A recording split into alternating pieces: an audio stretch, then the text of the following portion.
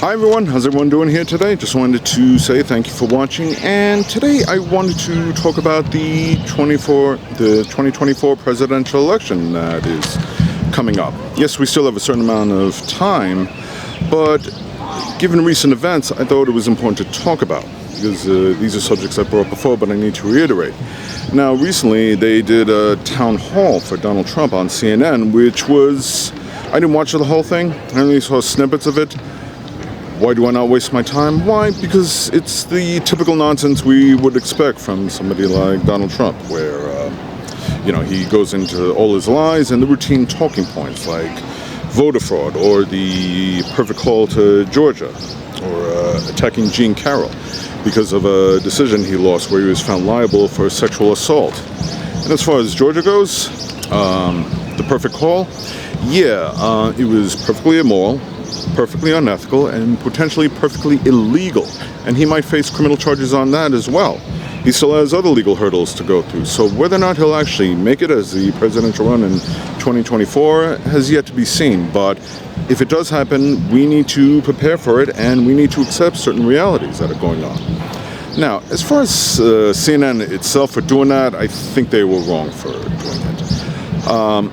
I get it, they need to boost their ratings and stuff, but to the point of spreading on fascism, allowing an authoritarian leader like Donald Trump to just spew his lies is nonsensical, and it's also pointless, and it just gives them a platform. The two things, I get it if you want to report the news because he is a potential candidate in 2024, fine. The two key things I would have done differently was, one, not have an audience there. You don't need a crowd there to cheer him on, which is exactly what he likes. That's what strengthens him. No, you put him at a point where he's the most vulnerable, where it's just one-on-one with him and Caitlin Collins, and done way more fact-checking. Anderson Cooper put out a statement, which I like the guy. He's a pretty good journalist. He's reasonable. And obviously he's going to defend CNN because he works for them. But truth be told is, he claims it's impossible to fact check him in real time. Technically yes, technically no. Because, like I said, you already know what lies he's going to spew. They could have come a lot more prepared. And when he does spew the lies, call him out on it. Call him a liar to his face. Say, no, that's not true. That is a lie. Why do you keep lying? If anything we've seen in the past, when Donald Trump is doing a one-on-one and he's under the pressure, he's under the gun, what does he do? Does he step up and show strength? No, he whines, he complains, and usually he walks off like a coward that he is. Because that is what he is. He is a bully, he is a coward, he is not a leader. And he is one that promotes fascism. And that is the one thing this country does not need. So, yeah, I do frown on CNN for what they did. They should know better.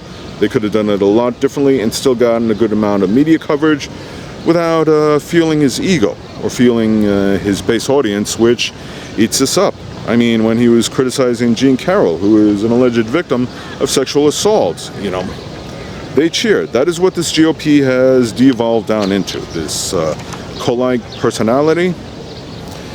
And just all they want is Trump in charge. It doesn't matter how, ugly he is, how despicable or nonsensical his lies are and everything. They support him to the end.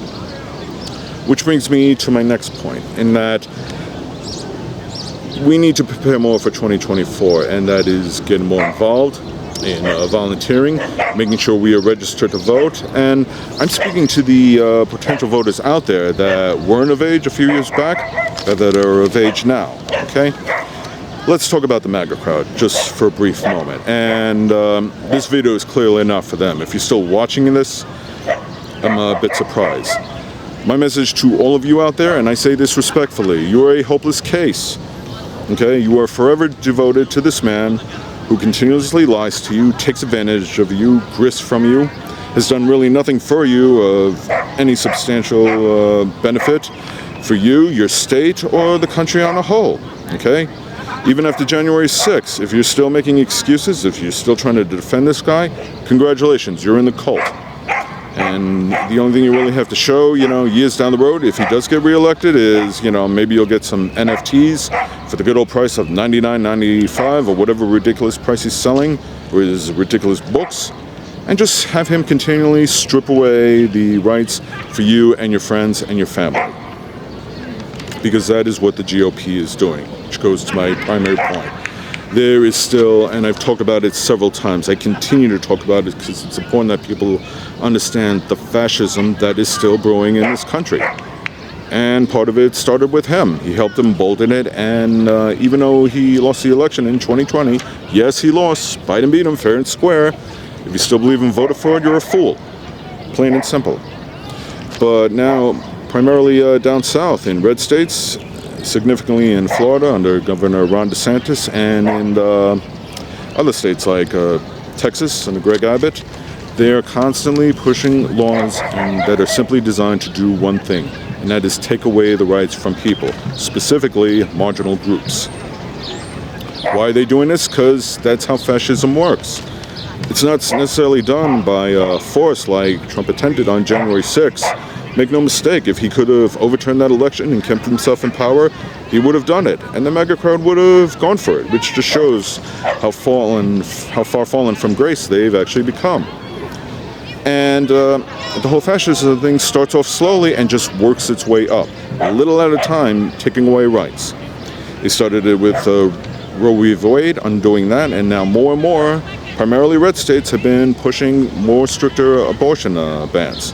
You know, lowering the time limit and also putting strict consequences. Like, so much to the point, even trying to do it to get the control beyond their state, whereby if a woman who is pregnant, who may medically need a pregnancy, either because of a rape or incest or complications, if she tries to go out of state, she can be criminally charged. Some have even talked about the death penalty. One lawmaker in Missouri, I'm blanking on the name, pretty much said outright, he won't be satisfied until his state of Missouri is like The Handmaid's Tale. If you've never read the book, you're not familiar with it, Google it, look it up on Wikipedia, just to read the brief synopsis. You're going to see a dystopia where women are as unfairly treated as can be.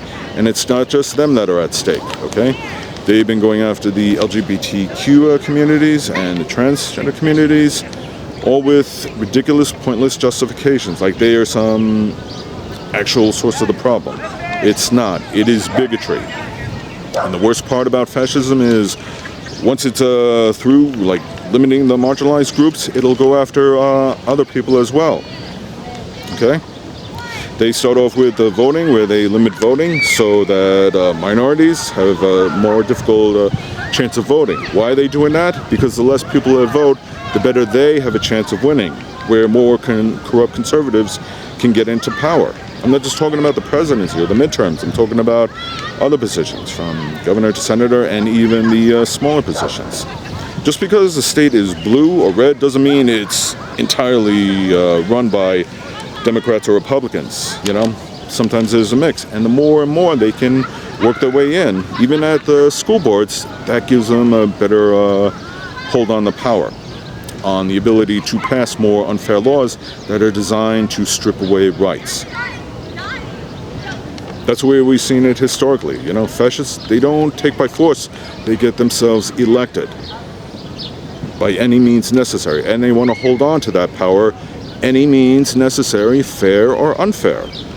Look what's going on also in Florida. Before it started with the book banning, where it was about, he claims they're indoctrinating children because they're claiming about children. Yet he's been loosening gun regulations, which leads to increased shootings, which endangers the lives of children. And as far as the books goes, before it was about books that were promoting diversity or equality amongst, like, say, LGBTQ members.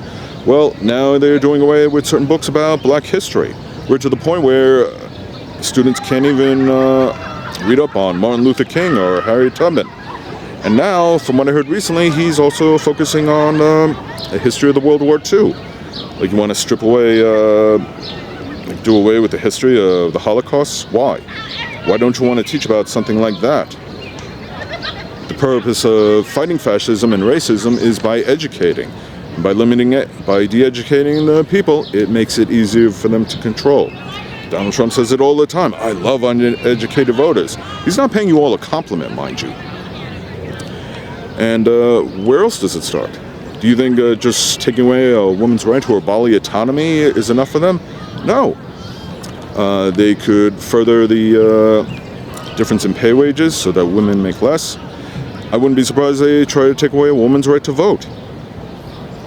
I'm not leaving anything off the table. If anything, I'm not underestimating this.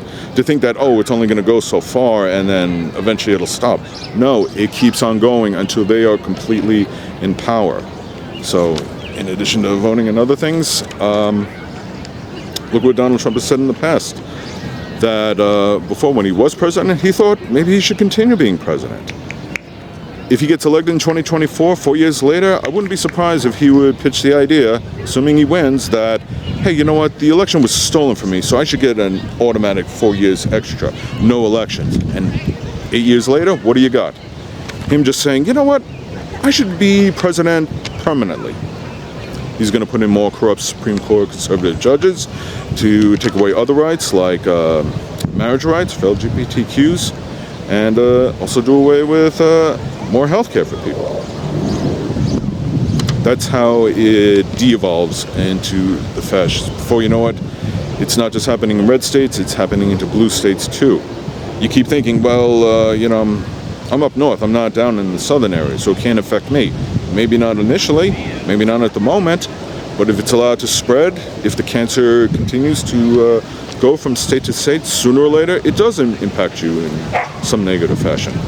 Look at what they're doing about religion, about we don't want the separation between religion and state. That's in the Constitution. A document with Trump himself, he says they should maybe do away with. Or at least the amendments that don't work in their favor. Or, how should we say it, fine-tune them so they work more in their favor and less in other people's favor. Like freedom of speech for me, but not for you. Ron DeSantis wants to monitor all bloggers and everything and stuff. Why? Because he doesn't want people posting bad things about them. Why do they want to do away with TikTok? That's not really a threat. But they don't like the fact that people are posting videos like mine, you know, that want to tell the truth. And call these fascists out for what they are. Call out the corruption. In other words, it would be free for me, not for thee. Second Amendment across the board. Pretty soon, you know, there'll be loosening gun regulations and restrictions, leading to more mass shootings. They don't care because they're in the pocket of the NRA. And anything they can do to help benefit big corporations and wealthy people, the donors that they are profiting from, they're going to continue to do that. Tax cuts for the wealthy. You think Trump wouldn't do it again? Of course he would. And how does that help the working class, people like us? It doesn't. And before you know it, the cancer is allowed to spread so far that, you know, there's little or nothing you can do about it. Because they'll find ways to try and limit elections or, you know, rig the elections in their own favor. Okay? There's no widespread voter fraud. Again, that is just another lie to try and push the corruption. Okay? Fascism is the true threat. Not LGBTQs, not drag queens, not storytelling reading, and not immigrants coming across the border. That's also something they've been putting restrictions on. And that's having an impact against specifically the economy in Florida, you know, because migrant workers are being targeted. Migrants, ones who came into the country illegally, it's all an excuse. Build a wall or take away their rights. Eventually, the whole point of Christian nationalism, or I should say white Christian nationalism, as Donald Trump had identified himself as, is pretty much, we just want our country to be white and straight. Nothing more, with our religion, and our religion dictating the laws. You know, not any sense of morality, but just whatever works for them, to their own benefit. So, come 2024, it is not just about, I don't look at it as Democrats versus Republicans, okay? It is more like democracy versus fascism. And if you don't vote, if you say, well, I'm not crazy about the candidates, you know, whether it boils down to, say, Trump and Biden, well then, in action, that strengthens them. The less people that vote, the less of that improves their chances of winning. Guess what? I'm not crazy about Biden. But at least he's trying to do the right thing. I can list accomplishments that he has done. Now, people in the MAGA crowd are going to brush that off or try and pivot or make excuses, but it's a crock. Why? Because if Trump won in 2020 and he had the same exact accomplishments up until this day, he would be bragging about them and still whining about the election. And guess what? The MAGA crowd would say, oh, look at all these accomplishments Trump has done. To which I would have to say, yeah, at least he's done that. But everything Trump's done is for himself. Everything, all his sycophant followers, your Marjorie Taylor Greenes, your Boeberts, your Jim Jordan, your Matt Gaetzes, even lowlifes like Ron DeSantis, they are only looking out for themselves within their corrupt GOP. That is what it's boiled down to, this MAGA fascist movement. So you can either vote against it, or you can do nothing and allow this cancer to spread. Okay? Make no mistake, history is repeating ourselves. So for the younger voters out there, they've already voted, keep it up. Try and get more involved. And for the younger voters that weren't of age, if you suddenly are of age where you can vote, get registered. Make sure you are fully prepared. You know where you have to go to vote, Because before you know it, 2024 will be here and the elections will be starting. Okay? You don't want to do a late start. And to put it in a different perspective, this is more to the red states. I'm not talking to the MAGA crowds. Like I said, you're hopeless. But hey, if you want to put me to the test, let me break it down for you. Look at some of the progress that is going on in your states, or lack of, I should say. Look how the economy's doing in the past few years. Look how the jobs have been doing. How healthcare is, how many people are healthcare. If you have high or low mortality rates, is the unemployment insurance high or low? See how your state really ranks amongst all the other states, and be honest about it. And ask yourself, are we in a good state? No pun intended. Because if you're not, it's more important the reason to get out and vote for change. Because if you've been voting for the same leaders, the same senators, I'm talking about after the presidential election, like the midterms and the elections in between for local representatives. If you're still seeing the same lack of progress or bad progress, you need to vote these people out. It's not just about you. It's not your state. When I say I'm voting for Biden in 2024, if he's the candidate up against Trump, it's not so much I'm a big Biden fan. It's because I'm trying to allow changes for progress to happen so fascism can't spread. So more bills and policies can be pushed that'll benefit the American people. I'm talking about the working class and not the rich 1% or wealthy donors. So don't take my word for it. Look at what's been going on in these other states. You can do research because it's right out in the open. It's pretty much brazen. They're pretty much brazen about it. They don't care. They are going to continue to strip away rights if allowed to do so. So in the end, the people that stop it are us, the working class. We, the people. We are the ones that can make that change. So please get more involved. Do volunteer work for the right candidates. Make sure you know who you're voting for. Go by their track records. Get registered to vote and keep Trump and any other MAGA sycophants out of office. Because in the end, the change is up to you. It is always up to you. I really hope you understand. And thank you for watching.